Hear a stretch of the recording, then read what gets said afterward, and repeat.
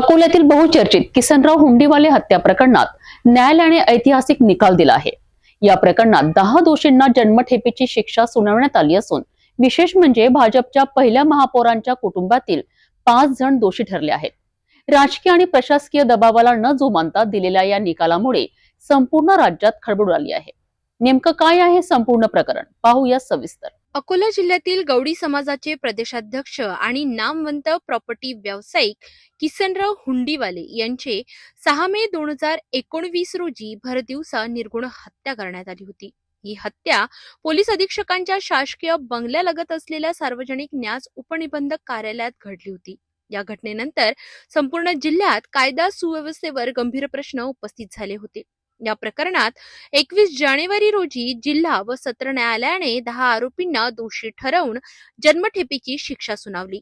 विशेष म्हणजे या दोषींमध्ये भाजपाच्या पहिल्या महापौर सुमन गावंडे यांचे पती, निवृत्त पोलीस निरीक्षक आणि त्यांचा मुलगा तसेच कुटुंबातील इतर सदस्यांचा समावेश आहे।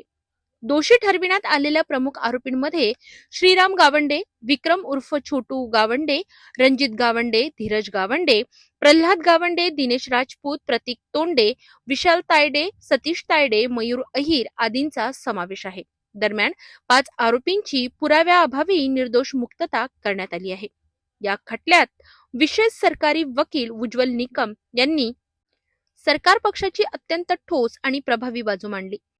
बहुचर्चित अकोला येथे दिनांक 6 मे 19 रोजी भर दुपारी 11 वाजता चॅरिटी कमिशनच्या कार्यालयामध्ये येथील प्रगत शेतकरी किसनराव हुंडीवाले यांचा निघृण खून, जो एक रिटायर पोलीस इन्स्पेक्टर आणि त्याचे इतर 9 साथीदार यांनी कार्यालयात त्यांच्या डोक्यावरती सिलेंडरचे घाव घालून त्यांचा निघृण खून केला होता। या खटल्यामध्ये आम्ही जवळजवळ एकूण 22 साक्षीदार तपासले आणि 10 आरोपींना आज जिल्हा सत्र न्यायाधीश यांनी जन्मठेपेची शिक्षा ठोठावली आहे। माझ्या समवेत येथील जिल्हा सरकारी वकील देशपांडे, त्याचप्रमाणे फिर्यादीचे वकील देखील नरेंद्र धूत यांनी देखील काम पाहिले आणि इतकंच नाही तर या खटल्यामध्ये जी भीषणता आणि क्रूरता मी आरोपींच्याकडून बघितली की मयताच्या डोळ्यात देखील त्यांनी टोचाचे वार केले होते आणि त्यामुळे ह्या अकोला शहरात एक घबराटीचे वातावरण निर्माण झाले होते। परंतु आज 10 लोकांना जन्मठेपेची शिक्षा मिळून कोर्ट न्यायालयाने देखील न्याय दिलेला है। सर कुल कितने आरोपी थे और बाकी आरोपी का क्या हुआ? 15 इस मुकदमे में या खटल्यात एकूण 15 आरोपी होते। त्यातील 5 आरोपींच्या विरुद्ध पुरेसा पुरावा नसल्यामुळे आम्ही देखील न्यायालयाला विनंती केली होती की या 5 आरोपींच्या विरुद्ध फारसा पुरावा येत नाही, त्यातील 2 स्त्रिया देखील होत्या आणि म्हणून न्यायालयाने त्यांची पुराव्याअभावी निर्दोष मुक्तता केली। सर आज ज्यांना जन्मठेप झाली त्याच्यामध्ये मुख्य नावं जी आहेत ती कोणती आहेत? त्यातील मुख्य आरोपी श्रीराम गावंडे हा अकोला शहरात पोलीस इन्स्पेक्टर म्हणून याने कार्यरत होता।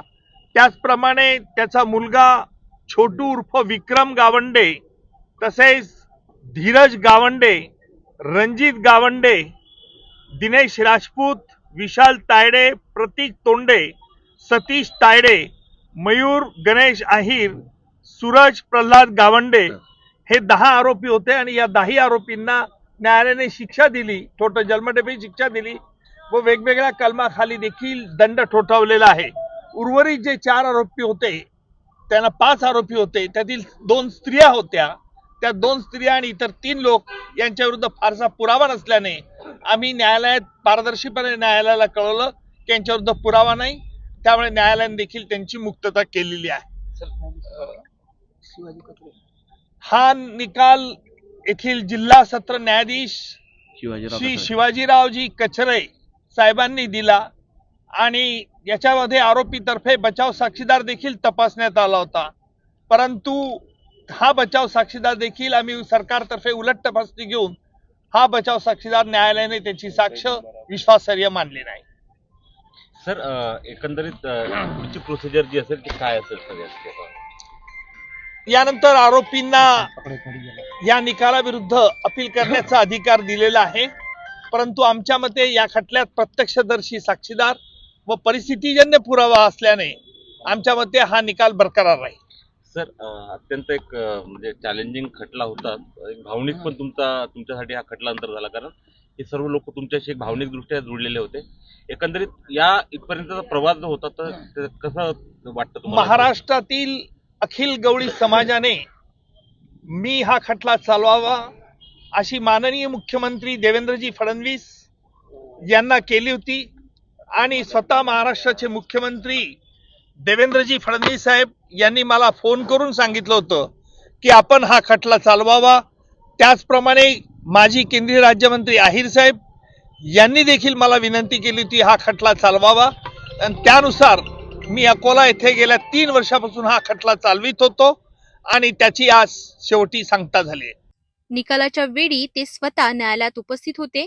तक्रारदार प्रवीण हुंडीवाले यांची प्रतिक्रिया की आम्हाला न्याय मिळाला आहे, ज्यांनी हत्या केली त्यांना शिक्षा झाली याचे आम्हाला समाधान आहे.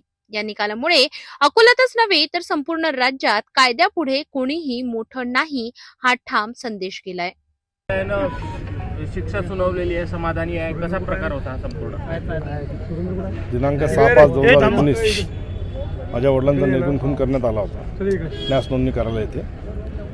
त्याबाबत आम्ही माननीय मुख्यमंत्री साहेब देवेंद्रजी फडणवीस साहेब यांना समाजामार्फत निवेदन दिले होते की आम्हाला माननीय उज्ज्वल निकम साहेब यांची नियुक्ती करण्यात यावी.